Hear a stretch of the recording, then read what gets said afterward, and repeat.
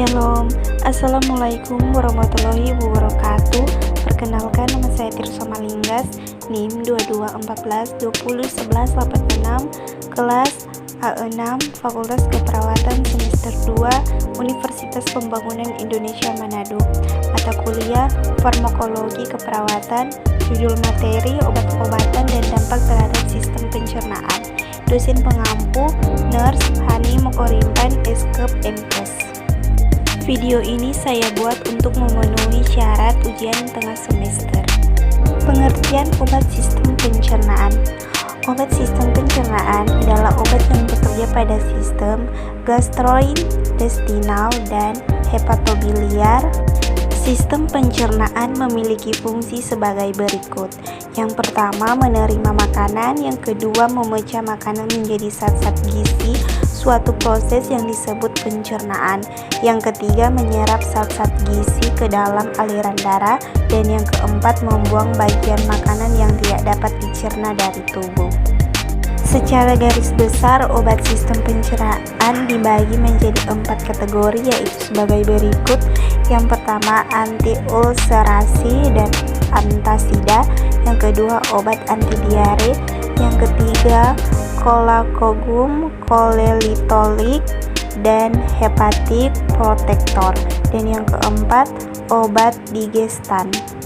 Pada kekurangan asam sebagai penggantian asam dapat dipergunakan HCI dan berbagai senyawa asam, yaitu seperti 1. Betain hidroklorida, sebuah senyawa alami yang telah menarik bagi perannya dalam osmoregulasi sebagai obat. Hidroklorida betain telah digunakan sebagai sumber asam klorida dalam pengobatan hipoklorhidria. Yang kedua, asam gulmamate hidroklorida.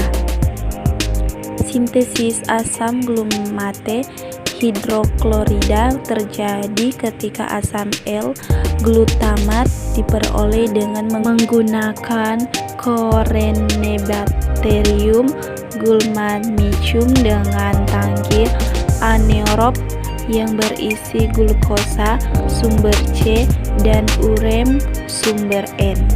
Penggunaan senyawa asam saja kurang memandai karena jumlah senyawa yang bereaksi asam dalam sediaan sangat sedikit dan dinetralisasikan oleh makanan, sehingga untuk maksud tersebut perlu menambah enzim pencernaan seperti 1.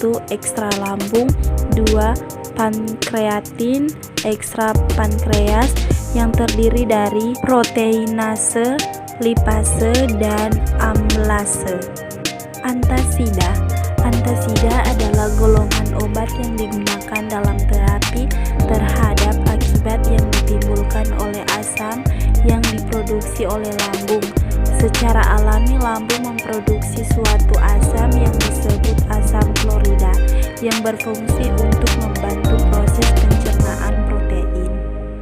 Antasida ini terdiri dari 2 tipe, yaitu yang memiliki efek sistemik dan non-sistemik.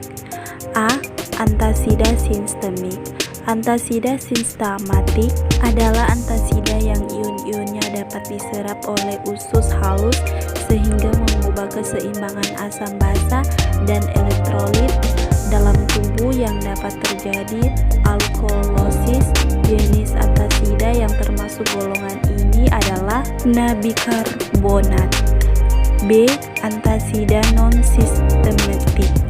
Antasida non-sistematik adalah antasida yang kationnya membentuk senyawa yang tidak larut dalam usus dan tidak diabsorpsi sehingga tidak mempengaruhi keseimbangan asam basa dalam tubuh.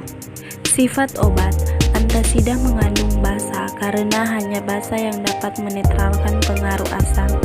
Umumnya zat-zat dengan sifat yang berlawanan seperti asam dan basa cenderung bereaksi satu sama lain. Reaksi asam dan basa merupakan pusat kimiawi sistem kehidupan, lingkungan, dan proses-proses intrusi yang penting. Bila larutan asam direaksikan dengan larutan basa, sebagai dari ion H30+, asam akan bereaksi dengan berbagai ion OH-. Basa membentuk air, reaksi pada lambung H30+ A tambah OH-A dan 2H2O. Saat mengkonsumsi antasida ini tidak dibarengi dengan obat-obatan yang lain, karena bisa saja mengakibatkan reaksi yang berbeda sehingga malah akan membuat para obat ini juga tidak dianjurkan dikonsumsi dalam jangka waktu panjang. Karena sifat dari antasida yang hanya mengurangi asam setelah nyeri hilang, maka dianjurkan untuk mengkonsumsi obat lain guna mengurangi produksi asam lambung yang berlebihan. Cara pembuatan antasida mengandung kombinasi antara aluminium hidroksida dan magnesium hidroksida. Reaksi antara suatu asam dari asam lambung dan suatu basa dari antasida menghasilkan suasana netral. Magnesium hidroksida yang terkandung dalam antasida merupakan senyawa anorganik dan golongan alkali tanah. Kemudian obat antasida umumnya diproduksi dalam bentuk kombinasi dengan maksud untuk saling mengimbangi efek sampingnya. Misalnya aluminium hidroksida dengan efek samping konstipasi dikombinasi dengan magnesium hidroksida dan yang memiliki efek laksatif.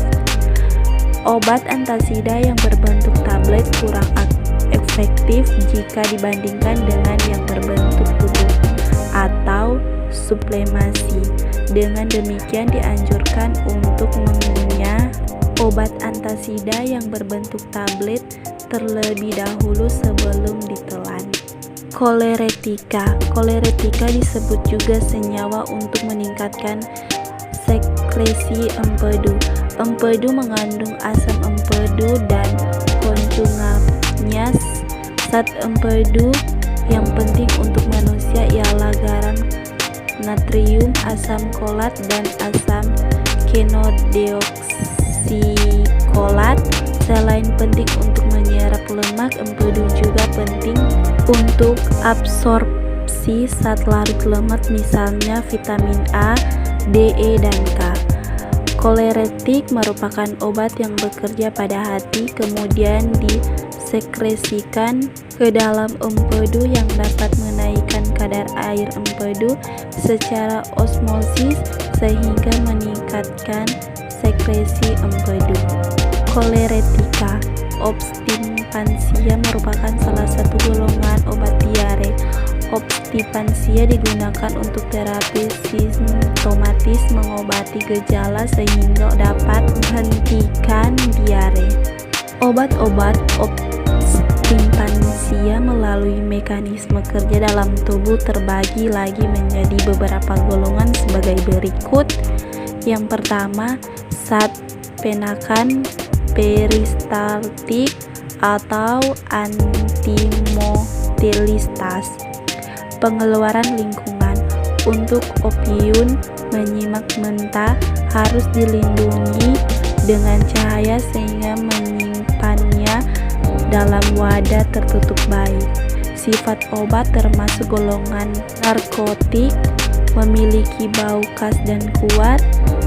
Serbuk coklat muda mengandung partikel coklat kekuningan atau kemerahan.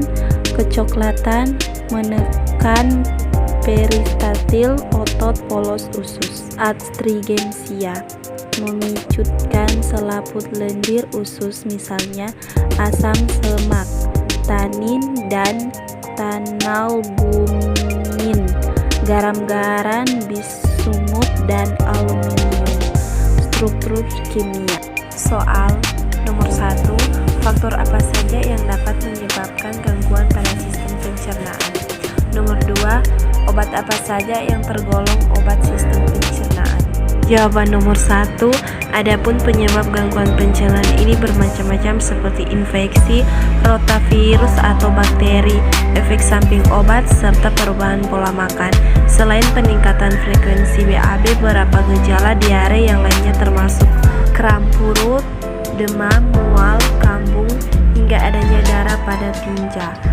Yang nomor 2, beberapa obat yang dapat diserap dokter untuk mengenai gangguan pencernaan adalah obat MAC seperti antasida, penghambat histamin 2, H2 blockers, dan obat penghambat pompa proton, proton pump inhibitor, paracetamol, probiotik, antibiotik, obat imunosupresan, suntik botox. Bingung mau kuliah di mana? Kuliah di Unpi aja. Terletak di Jalan Walter Monginsidi 6 nomor 129 lingkungan 2 Bahu Manado.